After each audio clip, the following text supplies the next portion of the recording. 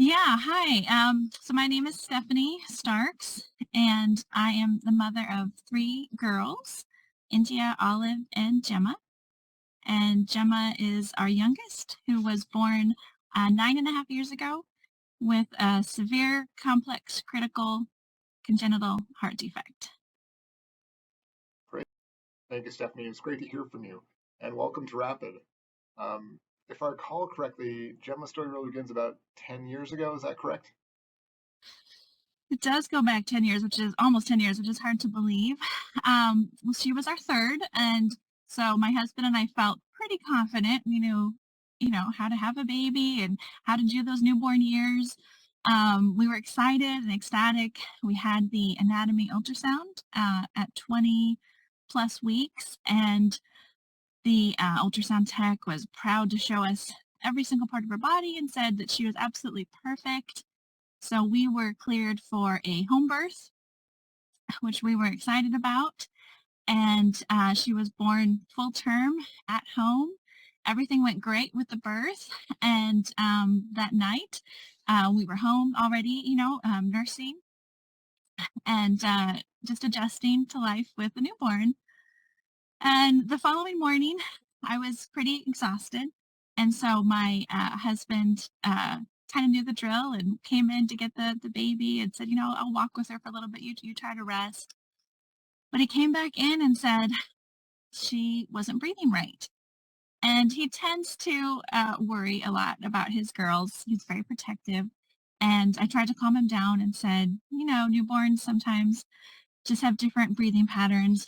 Don't worry about it. It's fine. Please just let me sleep. And so he said, okay, okay. And so he left, walking around the house, talking with the baby. And he came right back in, though, and said, something is not right. And so I called the midwife, and she could hear Gemma in the background, who at this point was not as much breathing as much as gasping. So she was making little sounds. And the midwife, hearing that in the background, said, you need to go to the hospital. And then she said, no, just call 911, which terrified us. So we instantly hung up. We called 911, and the fire department arrived at our home what felt like seconds later. And they laid her down on our couch. And, at this point, we didn't know it then, but now we know they hooked her up to a pulse ox, and her oxygen rate was in the 60s, which didn't mean anything to us at the time.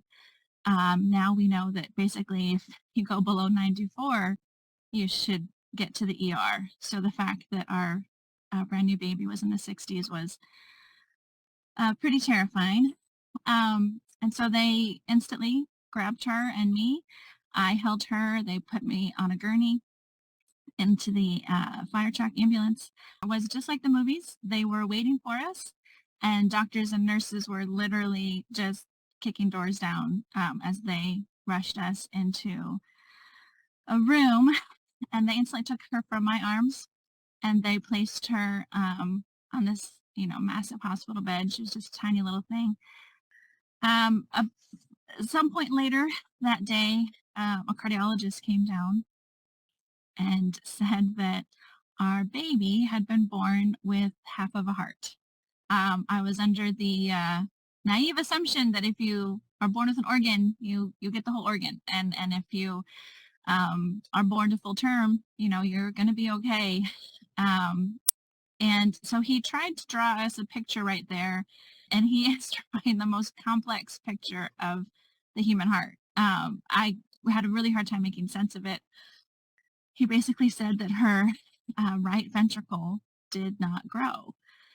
And I, began to assume the worst, that, obviously you can't live without a heart. And so I, thinking the worst, um, began to cry.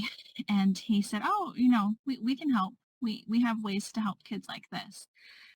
One of the cardiologists had mentioned that they had a 3D print lab, which piqued our interest because we were familiar with my cousin's 3D printer, and we, weren't sure how a 3D print lab could help at a children's hospital. And he said, "Oh no, there's a guy down there, he's getting his doctorate and he's running this whole thing and he's actually printing hearts for patients." And what that does is, we can hand this to the surgeon and he can take a look. The whole team can basically hold that baby's heart in their hands before they operate. And as a mom who was still getting used to the idea that her child would need open heart surgery, to know that the surgeon had a chance to actually look at her heart before he operated was game changing for us.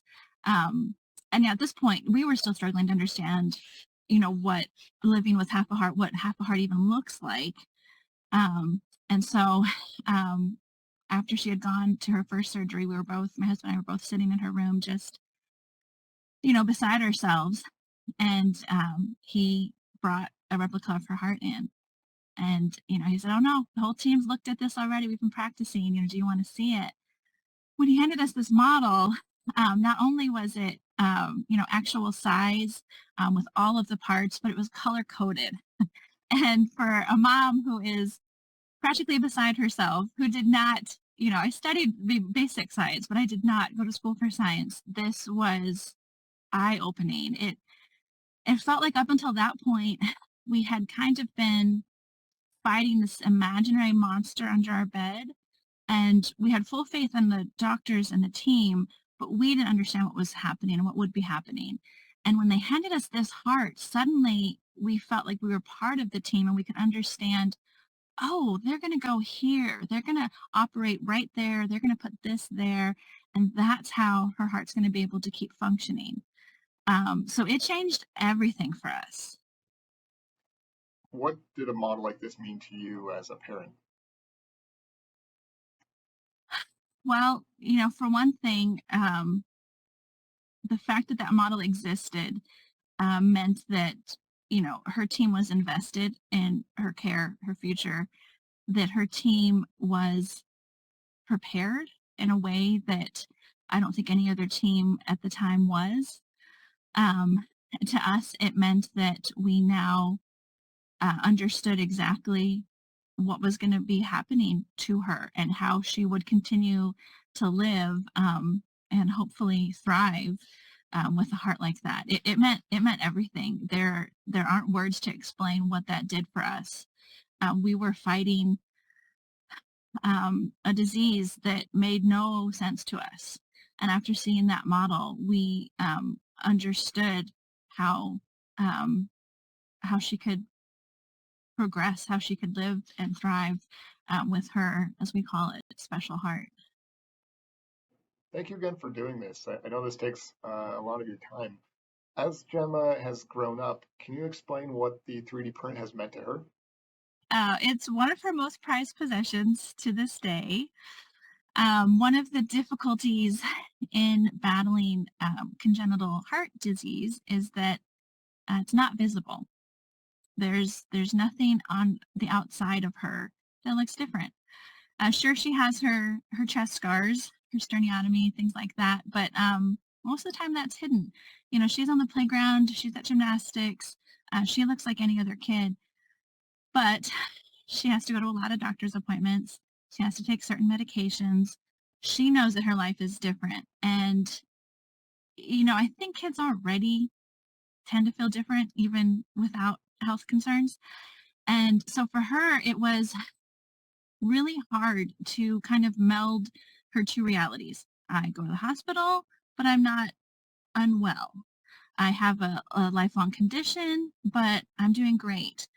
And when she looks at the heart model, we have a couple, and one that she can actually hold, she feels, just the expression on her face is just empowered, even as a child. She can understand the colors really well, which is incredibly helpful. And so it becomes not that, she's sick or she has a condition, but it really just becomes, no, this is just my heart. This is how it is. Um, and it's different in this way. And the green area is where they operated. And now this part touches this part and I'm doing great. But when she pulls out the heart, not only is it not weird, now she's very cool.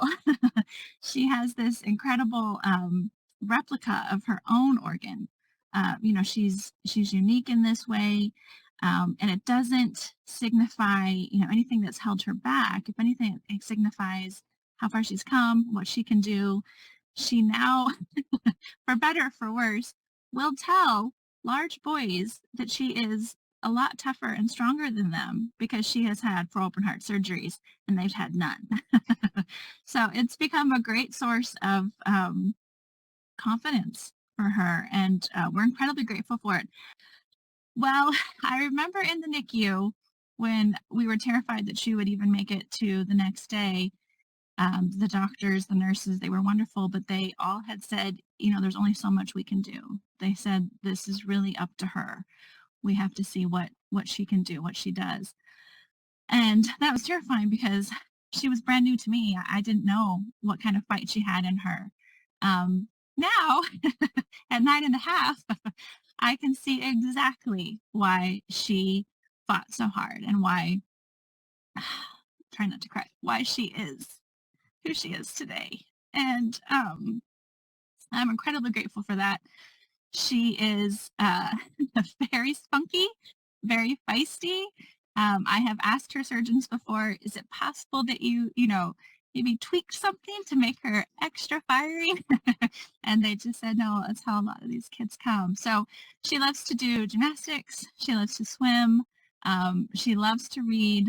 She loves to cook. She's learning to cook all kinds of things in the kitchen all by herself. Everything in her life is all by herself. And we're just really happy to get to tag along alongside her. She's a lot of fun. She's a great kid. So very early on, I think you were the first family that actually asked for the STL, the 3D printable file. You also used Shapeways to get something that was very personal to you. Can you tell the audience what you did with your with Gemma's STL via Shapeways? Yes. Well, it wasn't me. It was my very sneaky and kind-hearted husband. Our first Christmas um, after Gemma surgeries, that first Christmas, he had everybody come over Christmas morning, and I could not understand why. I mean, it was great. We had a lot to celebrate. Gemma was here. It was wonderful. But everything got really quiet and he handed me one little box, I looked around and felt suddenly very suspicious that there was more to this story. And I opened this this box on Christmas morning, and he had made her heart model into a necklace for me, and I got to wear it around my neck and keep it with me everywhere. It became a fantastic talking point. Heart defects are the number one birth defect in the country, and you'd be surprised how many times I wear a necklace like that, and somebody would say, "Oh my gosh, I have a heart defect. I know someone." And it would start a great conversation. Also, it's just a way to keep Gemma's heart close to mine. And as a baby, she would just hold it and chew it, and I let her do whatever she wanted with it because it was her heart. But it was one of the most beautiful gifts I've ever been given. And I actually forgot to get, I believe it's in the safe. And I should have gotten it for this. I don't have it on me, but yes, it's now a prized possession that we keep in that safe. But yeah, that was an incredible gift.